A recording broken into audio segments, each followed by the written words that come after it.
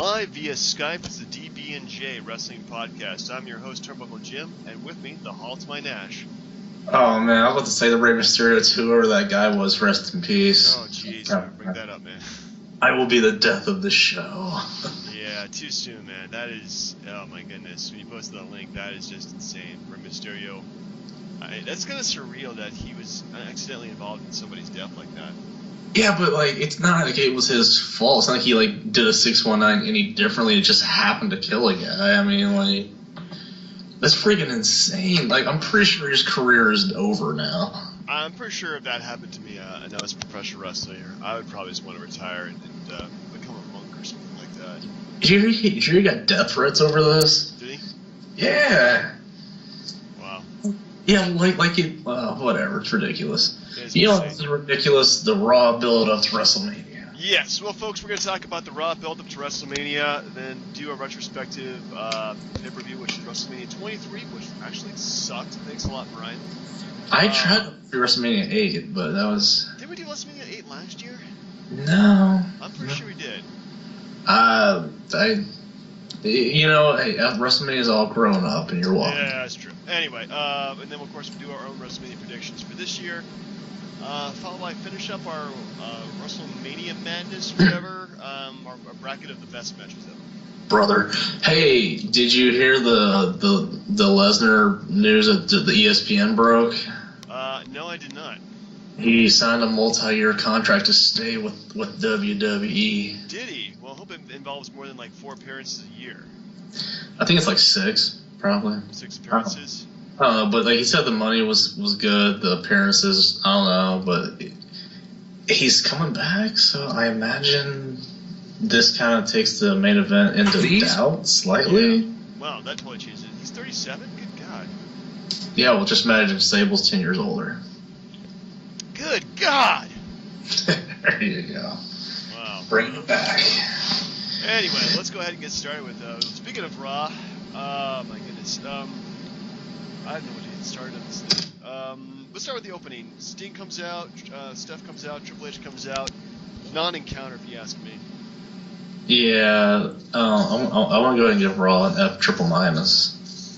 I would probably give it at best a C+. There was some good stuff, but there's a lot of bad stuff that I just did not like.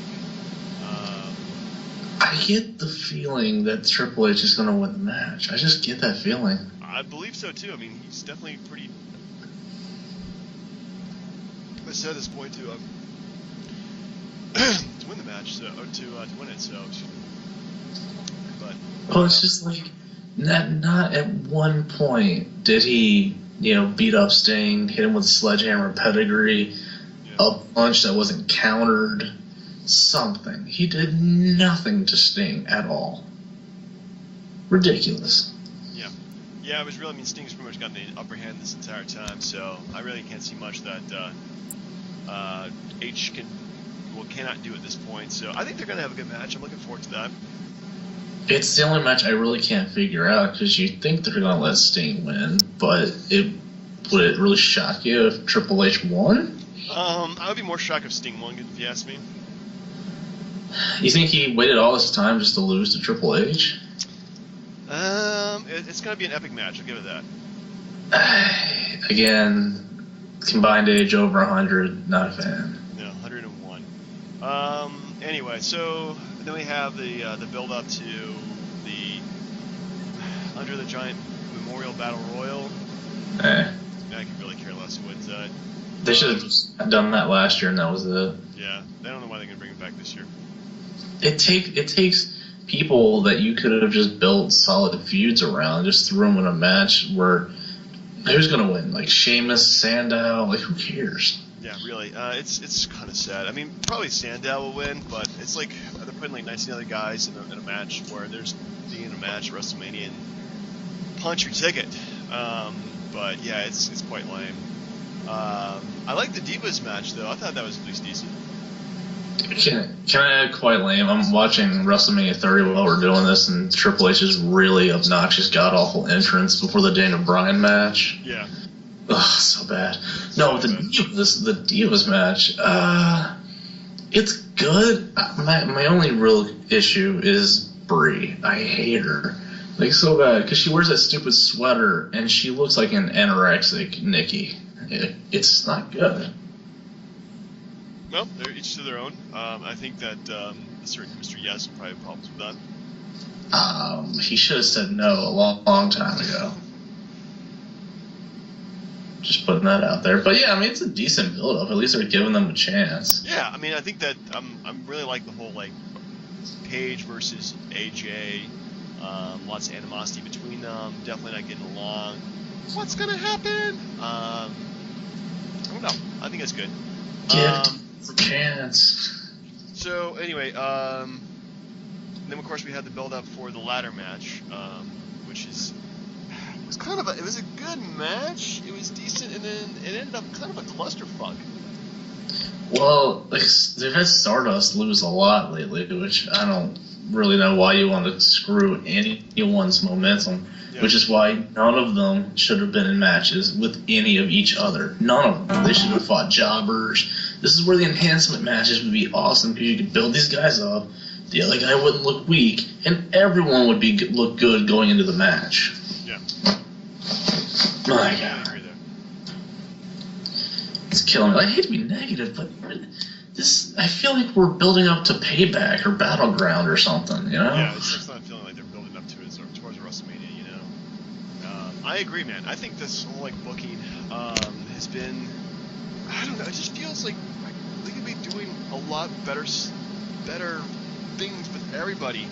And they're just not. They're just dropping the ball left and right. Like, they have no direction of where they're going. And it's quite sad, really. I mean, I really don't know even how to describe my feelings. I mean, because this is WrestleMania. Last year I was hyped because Daniel Bryan had a chance to win the title, even though it was a long shot, and yet he ended up doing that, and that made me excited. But this year, like, I'm more like I'm gonna watch it just to see what they actually do with the WrestleMania, because I hope from here they use that as a jumping point to do like the next storylines or next angles and move forward. But like you said, Brock Lesnar's going to stay with the company, so what's going to happen? I don't think they've had a decent build up for a Mania in at least 9 or 10 years. That's a big indictment, man. You could point to Rock and Cena having a year of build up, but I mean, was there build up towards the sequel match? No, because they set it up right after the Rumble. Yeah. I mean, and Daniel Bryan had a decent build up, but I don't think they were going to put the belt on him till the last second, then they just gave in. Yeah, I don't really see any point in like the longest time where they built up a decent feud where you knew well in advance these guys are going to fight each other. It's just all rushed crap and thrown together. Yeah, I mean, Sting versus Triple H, at least that has been kind of slowly in development. But has it, though? Because, well, I mean... yeah, it has been, but it has not. I mean, Sting has only made sporadic appearances, been mentioned. Yeah. But, yeah, I mean, I wish I would have, like, Sting on a weekly basis, as opposed to just showing up, like, every month. Yeah. And, yeah, I mean, I think his lack of appearances has definitely hurt him in this feud, because it seems like it's such a slow build that by the point they're actually wrestling, who cares? Well, again, the fact that Triple H hasn't gotten over on him once is a problem. But, again, so, yeah, he screwed the Authority out of Power Survivor Series. Once they came back in Power, why would they keep mentioning Sting over and over again? You know, like, But, okay, back to the point as far as Raw goes. I give it an F triple minus because of, let's see, Lesnar and Reigns have not put hands on each other one time. Nope, they put their hands on the belt, but it was freaking stupid. Yeah, the last Raw before Mania, and all they do was a tug of war over the belt. Like, what are they, 3 years old? They only act like it. They're paid like 2. It's disgusting, man. Like, like all their major feuds, like Bray Wyatt and Undertaker, you haven't seen Taker, so they obviously hadn't had any physical interaction. Same for Sting, Triple H. Same for Lesnar and Roman Reigns. Like, they're protecting all these part-time talents For what? Like, and that's why WrestleMania is broken, because they're more worried about buy rates than they are putting on good matches. Yeah, they really need to develop the undercard. I mean, the sad thing is that, you know, the freaking ladder match for the Intercontinental Championship has like 2 or 3 good matches they could have made out of it, instead they're throwing everybody into one. And can you imagine next year? Oh my god, next year it's gonna be like every old person you dusted, they're gonna have a match. Yeah. You know what this reminds me of? Did you ever watch the old WCW's like Slamboree pay-per-views where they would like bring out the legends and all that? A little bit, but you're talking about like late WCW or early WCW? We're talking like between like 90 and 95, 96. No, I never watched at that point. Yeah, like they would just start bringing out all the old legends, and they would like some of them would have matches, some of them would just like participate in the pay-per-view. I'm like, WrestleMania is the new Slamboree. It's just about nostalgia as opposed to building towards the future. Yeah, and okay, so Sting comes out there and says that this isn't about WCW because the business has been closed for 14 years. Makes sense. But what does Stephanie and Triple H do? They come out and keep talking about him being part of WCW. Yeah. Broken freaking record. Anyway, ready to predict WrestleMania? I guess. I was trying to think if there's anything. I was trying to think of anything redeeming about Raw. The Diva spot for me.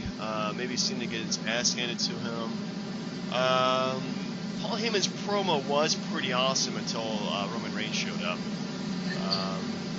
But yeah, besides all that, it was just a fucking train wreck. No offense. Oh yeah, also chicken. Crap, what are they? Chicken. Wonder Chicken Dinner? No. I'm thinking of was it Chicken Bites? Not Chicken Bites. Chicken fries are back. Oh, is this Burger King or something? Yeah, there was. Okay, I like that whole Burger King segment between Tyson Kidd and Natalia, but that's just... I didn't even see it. What about Axelmania? That wasn't bad. That was not bad. The fact that Snoop Dogg said like 2 words and then pretty much he's gone, or pretty much the segment's over with Hulk Hogan. You know, that's pretty much all Hulk's good for these days. Just kind of like firing up the audience, and that's it.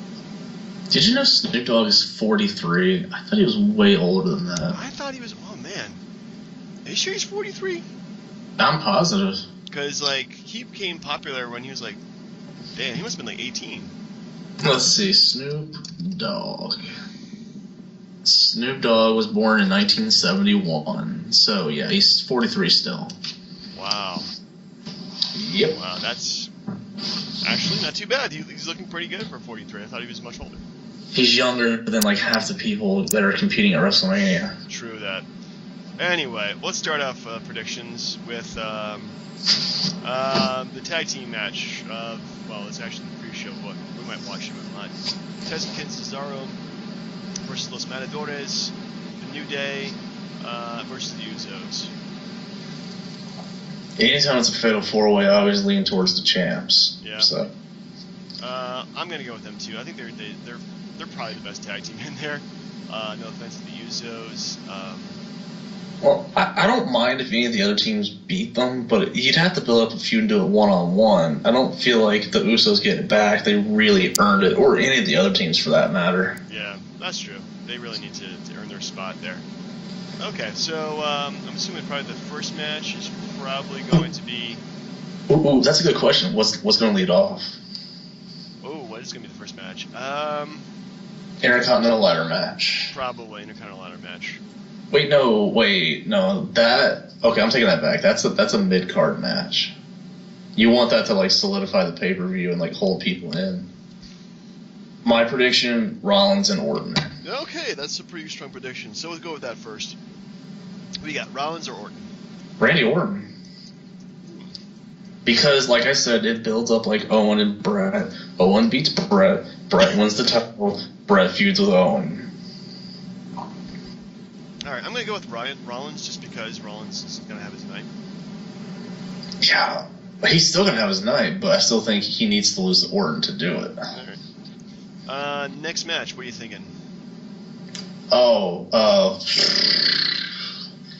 The Andre the Giant Battle Royal. Okay. Who you got winning that one? Who cares? You gotta pick somebody, man. Well, no offense, a lot of good did Cesaro. Yeah, that's true. Cesaro has just been I don't know. It was just a clusterfuck with Cesaro last year. I've been using that word way too much tonight. Clusterfuck. I'll just go with Mizdow. You can take the field if you want. I mean, Yeah, I really don't see anybody but Mizdow winning. So. Unless Sheamus comes back. True. I think he's gonna be a replacement for the IC title match. Oh yeah, boo. Alright, so probably Divas match next? Yeah. Okay.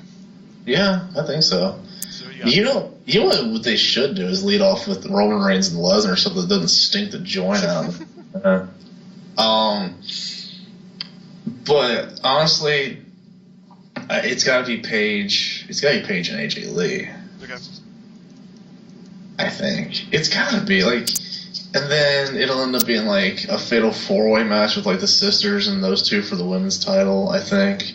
That'd be good. That would be worth watching, actually. Yeah. Because I don't see where this is going otherwise. But yeah, I think Paige win. Alright. Something in after that, probably Cena versus Rusev? No, this is where I put the ladder match. Alright. Because you want Cena, even though it's a mid-card match, you want him in the upper mid-card. I'd put him, like, after the ladder match. But so what do you think about the ladder match? Man, I honestly don't know. It's pretty much all open. I'm going to go with the Dean Ambrose for that one. I'm going to go Daniel Bryan. Ooh. Interesting choice. Well, I mean, think about it. If they're going to give John Cena the U.S. belt, you give Daniel Bryan the Intercontinental belt, 2 main event champs, building up mid-card titles. Ooh, and when they finally collide, bam, bam. All right, speaking of which, Rusev versus John Cena, who you got? Ooh. Do we have to, like, talk about this match? Because, like, you know who's going to win. You just, come on. It's John Cena on a landslide. All right. It has to be. Like, there's no way Rusev comes out of there with the win. Yeah, I think Rusev, his streak is probably going to completely 1-1. Like, and Cena's going to win the belt. They're going to have, like, some kind of Marine tap band or some kind of crazy crap playing him to the ring. He's going to be, like, USA out the ass. He might as well just have Sergeant Slaughter or Hacksaw Jim Duggan be his managers or something. Or Lex Luger with the Made in USA bus or something, but the Lex Express or something. But whatever. Cena wins in a landslide. Okay. Interesting choice. What do I... Not an interesting choice. What am I saying? All right. So, at this point, Undertaker versus Bray Wyatt?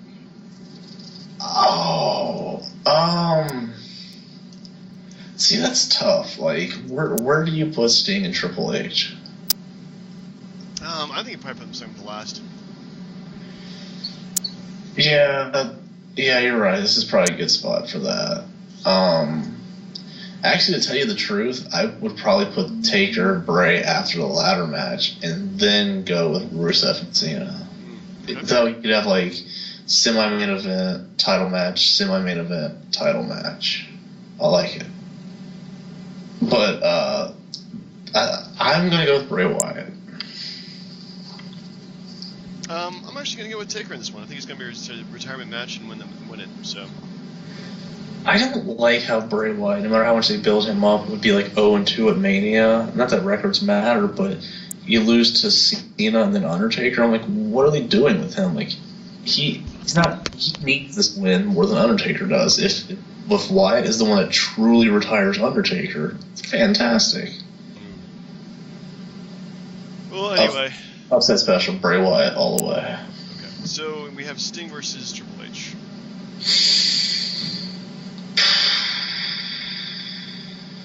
Man, how do you go against Sting? I don't see how you can. I don't. So Sting all the way. I'm thinking actually this probably will not be their last match, so I'm actually gonna go Triple H. It's tough, man, because I can see it going both ways. It really could. I mean, it really doesn't matter, to tell you the truth. The only way Triple H wins is if they have a rematch at some point. Yeah.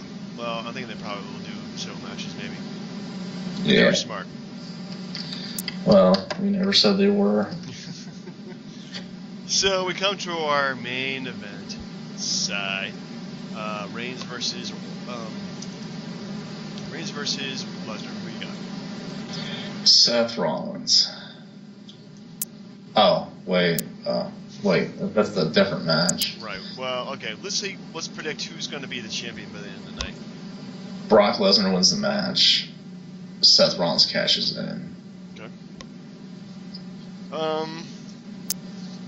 I'm gonna go with Reigns. What, and no cash in? There's gonna be a cash in. It's gonna be unsuccessful. Vince McMahon comes out, screws over Rollins, makes Reigns his boy. Damn, double swerve. I know you said something about you heard that was like a leak ending or something. That was the leak ending I heard, and I think they're probably gonna go with it because Reigns at this point is a joke as a babyface. Well, and that's the thing. That's why he shouldn't win. Like if Rollins, if they end up like beating the crap out of Lesnar and Rollins cashes in and wins the belt, then it leaves Reigns feuding with Rollins, and he's chasing Seth Rollins to get the belt, and the fans would go rally behind him. If you do that crap ending, they're just gonna shit all over it. Well, it's the WWE, man. What do you expect? Like, do you need a 69-year-old guy who everyone knows writes all of the childish promos Roman does in the first place to be like the man that dons him the boy? Like, come on, man. Ugh. Yeah. The only way that ending happens is they turn Seth Rollins' face and kick him out of the Authority, which could happen. Could be. I don't know. It's WrestleMania, so really hard to predict it. I mean, the Authority could use some new blood, that's for sure. They need a new Authority. No more Big Show. No more Kane. Let's put Mark Henry in there instead. No, you don't need another old jobber. Just make it Roman Reigns, and that's it. I could see that, but I still like Seth Rollins cashing in. Okay, well, that's your choice, man. Yeah, as Bobby Brown said, it's my prerogative. Do what you want to do. All right, so let's go to our retrospective peer-review this time. You're welcome. Your chose WrestleMania 23. All grown up. All grown up to crap. What? Man. Hey, you didn't like the other options I had. I'm like 23. Yeah, like 23 is like one I think I saw when it first came out, and this is like, what, 8 years old at this point? 2007, yeah. Yeah, not a big fan. Well, a lot of the stuff that, first off, one of the big problems was like Triple H tore his quad. Right. At New Year's Revolution in the DX Team RKO match because they were going to do Triple H and John Cena in a rematch. Because Triple H loves the spotlight. Yes. So because of that, they had to throw Shawn Michaels in there in a match that I didn't take seriously, even though it was pretty good. Yeah, it was decent. Well, let's just continue through the whole thing. Right, so let's go match by match and how much we either hated it or liked it. I have major beef with this whole pay-per-view. Let's just put it that way. Okay. Well, we start with the Money in the Bank ladder match, which featured Mr. Kennedy defeating CM Punk, Randy Orton, Finlay, Matt Hardy, King Booker, Jeff Hardy, and Edge. Yeah. What? What are you surprised about? It's Mr. Kennedy winning. I mean, I didn't remember him winning. He was hot at that point. Like his momentum was, because he had that mic that came down. He was like, Kennedy. He was actually really annoying. I liked him.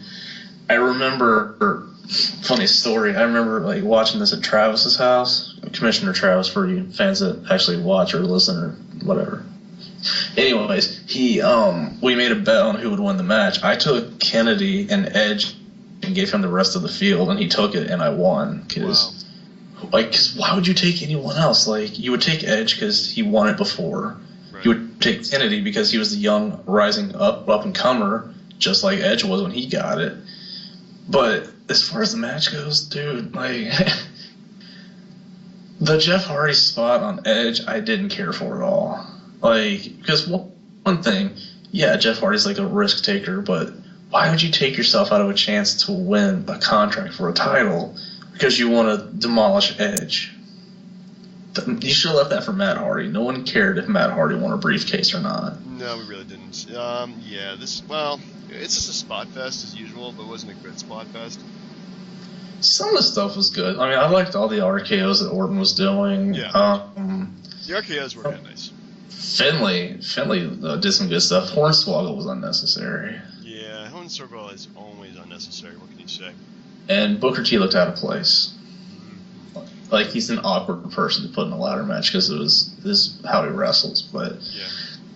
The major beef I had was that they had Orton and Edge feuding because they had lost to HBK for the right to fight Cena. They were tag champs, but that blew up. And those two were supposed to have a singles match.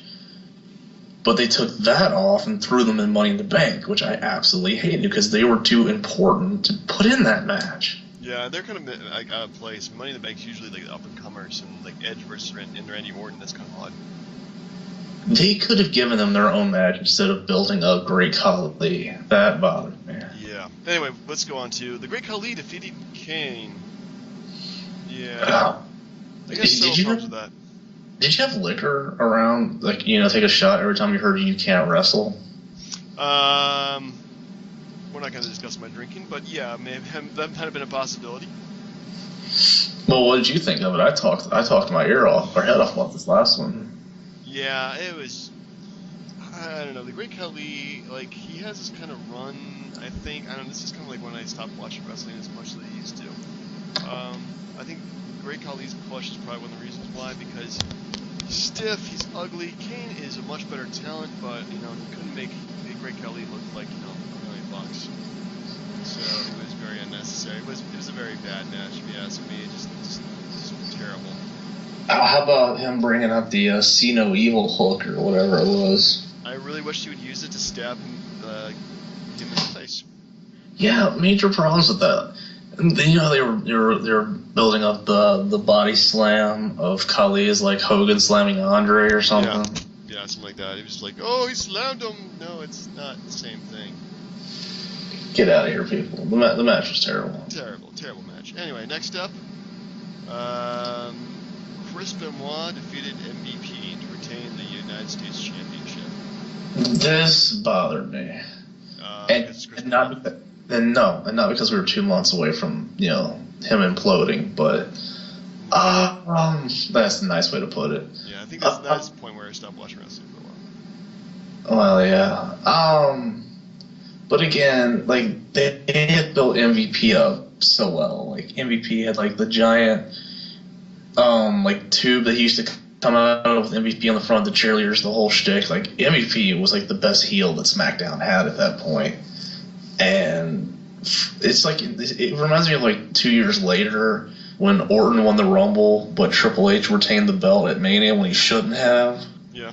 Like, this is a match where the veteran with the belt is supposed to put the young guy over, and they didn't. I mean, yes, the following month, MVP beats Benoit in like 2 straight falls for like a 2 out of 3 for the title, but I thought the momentum was lost when he didn't win at WrestleMania. But the match itself was fantastic, though. Lots of back and forth. Like, MVP held his own very well with Benoit. Very underrated wrestler. Yeah. Anyway, next up, probably the match of the night. Undertaker defeated Batista to win the World Heavyweight Championship. Dude, I was actually mad about this match. Like, I didn't think Undertaker should have won. Yeah, well, the thing is, like, the streak has been alive at this point for over 15 years, I think, at this point. And honestly, like, yeah, I don't think he should win the belt in any of the streak matches. Yeah, it's gonna be like Undertaker. Well, this is like the second time he won the belt for Mania. Yeah, he won it 10 years prior against Psycho Sid. He did, but Batista's, oh my goodness, can't believe I'm saying, a better competitor than Psycho Sid was. Still not a fan. I don't know. It was a good match. I mean, it was well, really well watchable. Yeah. Batista was doing crazy stuff like jumping off the top rope, and wait. And the story I read about it is because they were pissed off because they thought the match should have been higher on the card than it was. Yeah, I think so too. It's kind of weird. It's only like the fourth match. So they went out there and delivered the best match I think Batista ever had. And then he goes to the back and tells Cena to top that. Which they did. With no disrespect to HBK, but like, this actually was the match where the streak like started building its importance, because after that, the next year he fought Edge for the belt. Then he had the HBK matches and then the Triple H matches. But this is the one that really piqued the interest. You're like, holy crap. Batista's on a roll. He's young. He's a champ just like Cena. Are they really going to have him lose? Or is he really going to break the streak? Like, the title actually really helped put interest in the match, I think. Good. Next up, we have the ECW Originals, which is Rob Van Dam, Tommy Dreamer, Sabu, and the Sandman. Defeated the New Breed, Elijah Burke, Marcus Corban, Matt Stryker, and Kevin Thorne. Wow. That makes the Nexus sound like a bunch of all-stars. I know. Look, it's like, who are these guys? Like, they all had terrible careers, really, because they were forced upon ECW when ECW was probably at its worst. I thought the match was decent. It was kind of cool seeing like these ECW guys going out there and having their shot. But otherwise, it really kind of showed how crappy ECW was. One of the things that got me was how long Sandman actually lasted in WWE when they brought him back. Like, because you saw him out in the crowd, like, smashing the beer can against his head and, like, spitting beer out in the crowd. And you could see there's, like moms next to their kids, like, freaking out about it. I'm like, this isn't the ECW audience where you could get away with stuff like that. Yeah, you really can do that. But, it's just kind of cool seeing, again, doing that kind of stuff. Oh, yeah. That's just my own personal opinion. Yeah. But the match itself, I don't know, it was just typical 4-man tag team match that lasted 7 minutes. It's really nothing to... It's more of like a spot fest in terms of anything. Yeah, doesn't it just, piss you off that, like, no matter what we do or what he does for the rest of his life, Matt Stryker will always have a WrestleMania match on his resume? We can't take that away from him. No, just like we can't take it away from Michael Cole. Alright, so next up we have, oh my goodness, Bobby Lashley with Donald Trump defeated Umaga, Mr. McMahon, in a hair versus hair match. Referee Stone Cold Steve Austin. There you go. There was, man, like, it's funny because,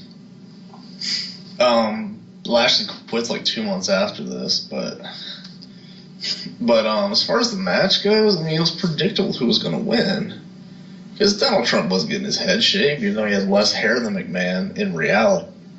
I mean, the stuff was entertaining, I guess, with, like, Umaga doing the Samoan Spike on Austin, and then Austin stunning Trump, McMahon, Umaga, everyone and their mom, Shane McMahon, whatever. Like, they had a lot of stuff that they put into that match to make it interesting, but overall, you're just basing it off Lashley fighting Umaga, and they really didn't do that well together.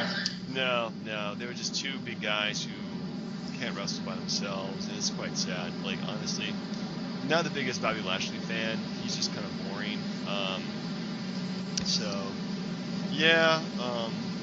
Just entertaining match, sports entertainment-wise, but wrestling-wise, kind of crappy. At least Stone Cold was in there, so that made it interesting. You know it's always a bad sign when Austin referees. It's going to be a terrible match. Well, because what was it, Lesnar and Goldberg? Yeah. And there was this match. Yeah. Michael Cole and Jerry Lawler. Every match he has refereed at WrestleMania has been a horseshit match. Well, that's pretty bad. Next up, Divas match pointed defeated Ashley. Not even going to comment on that one. Wait, no, forgive me. Do you have a time on how long that lasted? It couldn't have gone more than 30 seconds. 3 minutes and 40 seconds. Jesus. Yep. The Diva's entrance to the ring was longer than that. It probably was. So finally, we have in a half an hour match. Good freaking goodness. John Cena defeated Shawn Michaels via submission to keep the WWE Championship. Yeah, a couple things. First, what do you think of it? What did I think about it? Mm-hmm. I thought it was decent. I mean, it's probably not Shawn Michaels' best match, but it was set up some pretty good spots to it. Pretty brutal. Shawn Michaels, of course, cuts himself during the match and bleeds all over the place, including John Cena. So yeah, I mean, it was definitely not like the best match I've seen from either guy, but still, pretty good. It was the best match I've ever seen Shawn Michaels do. Hand to God. And the reason is because he made Cena look good for 30 minutes. Say what you will, but he made Cena look good for 30 freaking minutes. And then a couple months later, they did a 60-minute Iron Man match on Raw. Shawn Michaels should have been Wrestler of the Decade for Cena through those kind of matches. I think he actually was Wrestler of the Decade for that time frame. Rest of the year, month, minute, second, whatever. This was the best match Cena would have ever been in because of the work Shawn Michaels did to make him look good.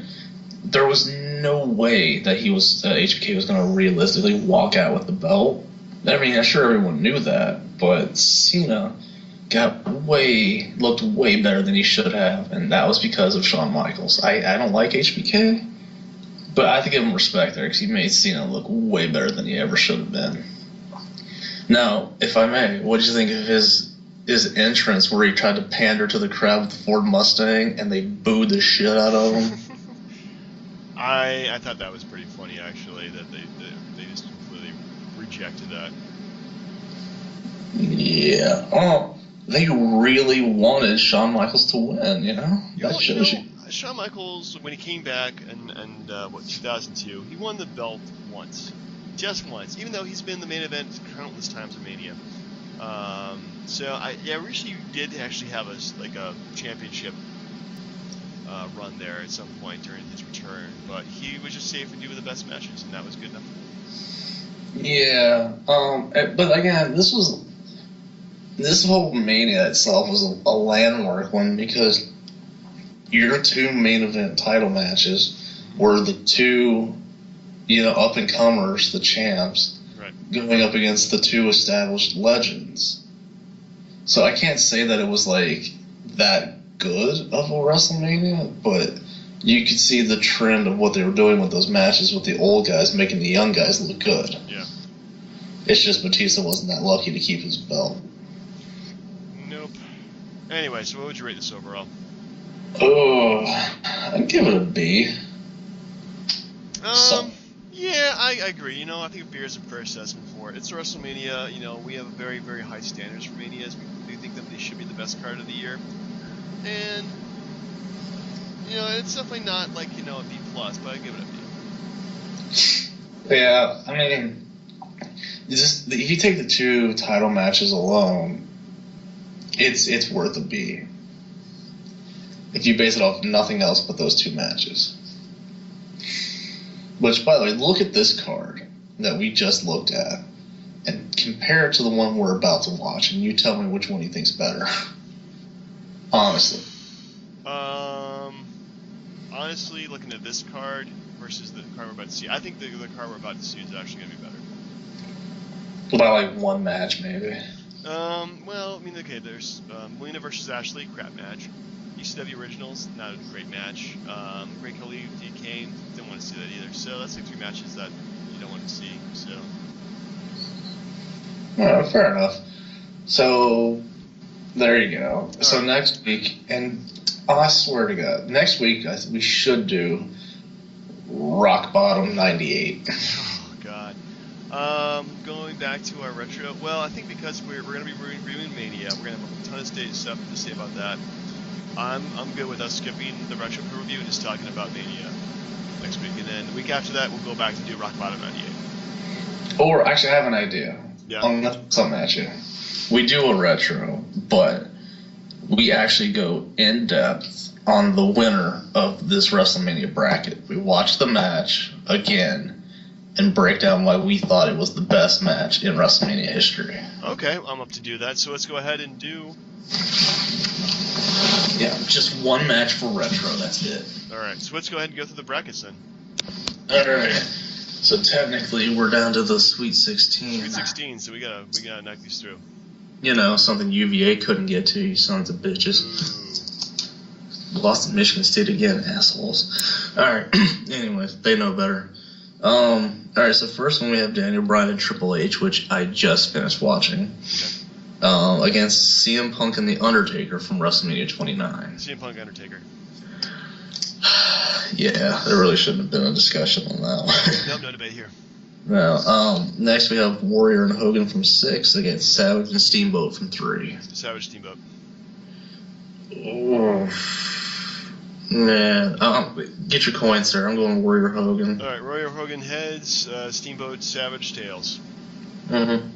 And with no bias, it is head, so Warrior Hogan.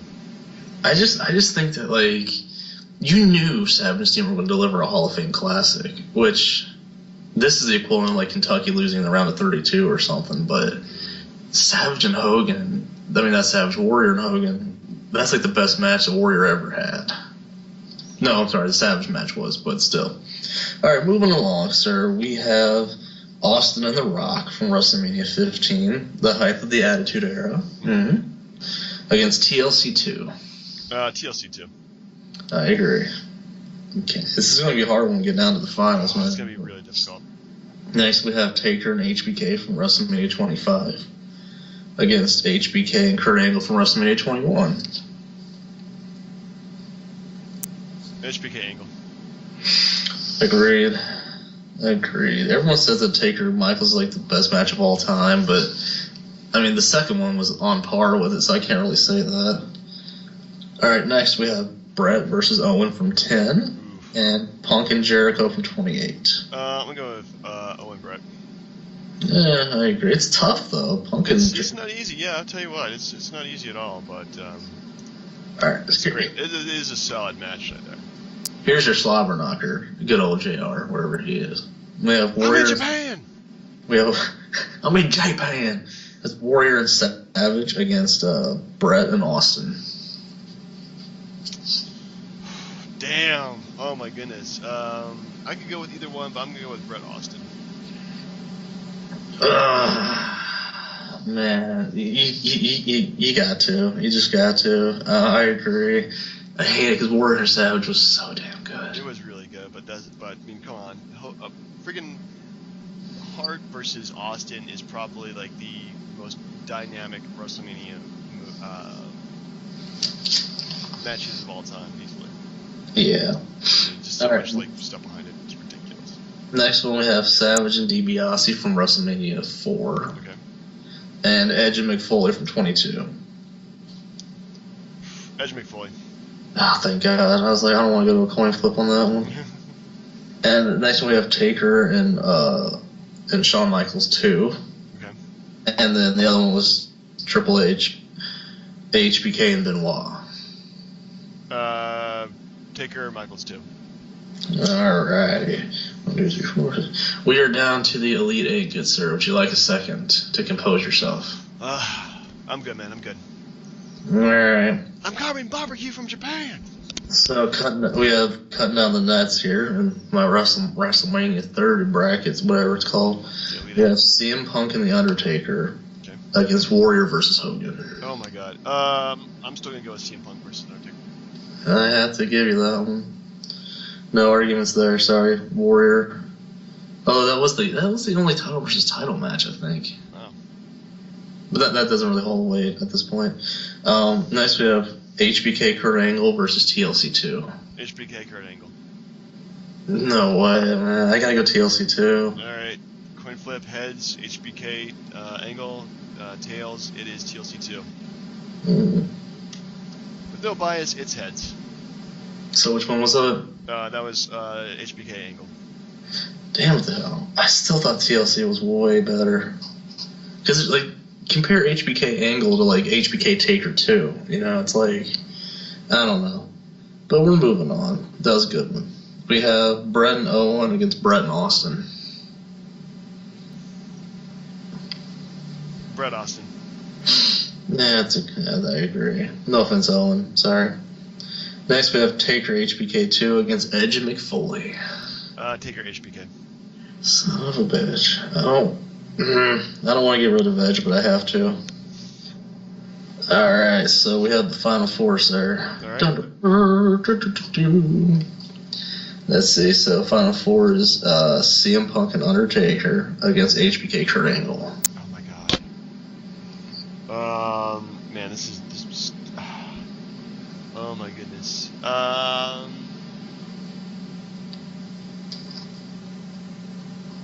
I'm gonna go with Punk Taker. I have to agree again. Yeah. That's a good choice. Yeah, it's pretty hard.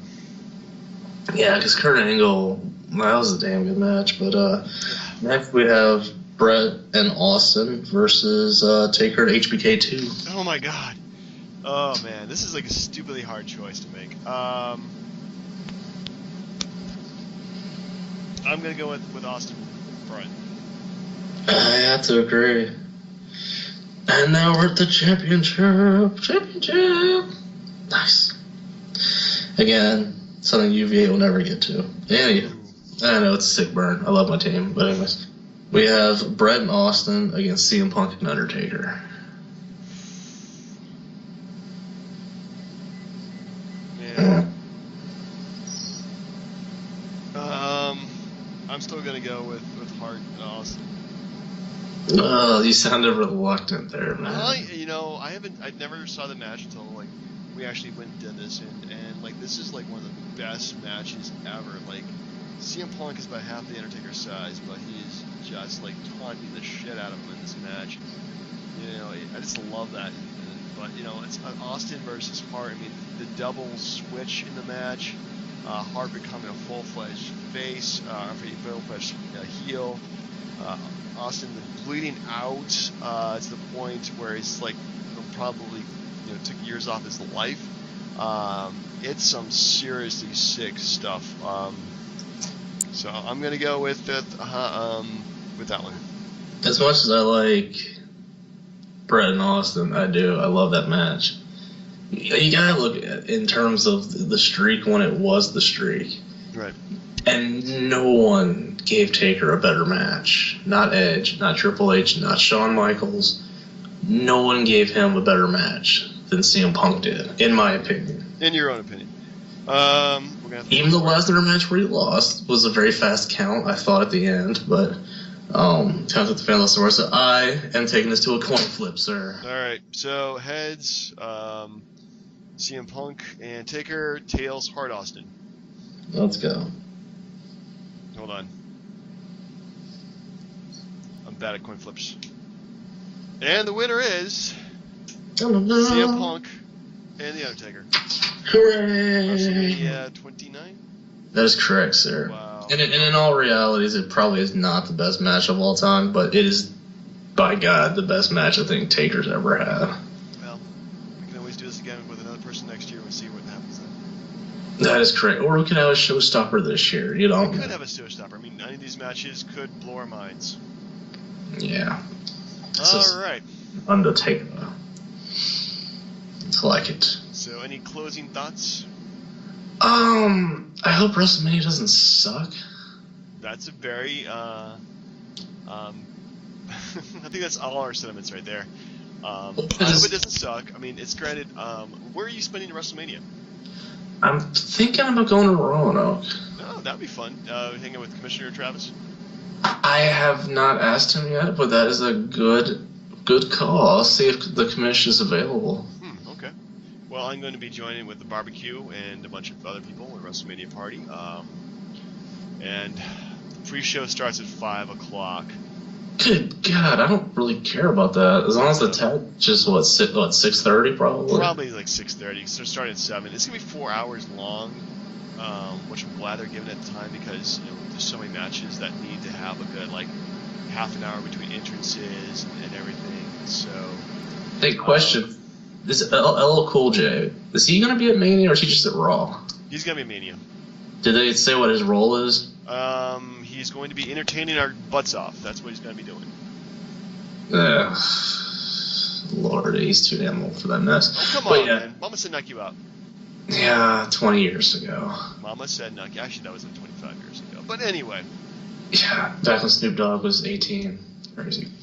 I just hope it doesn't suck, and that's it.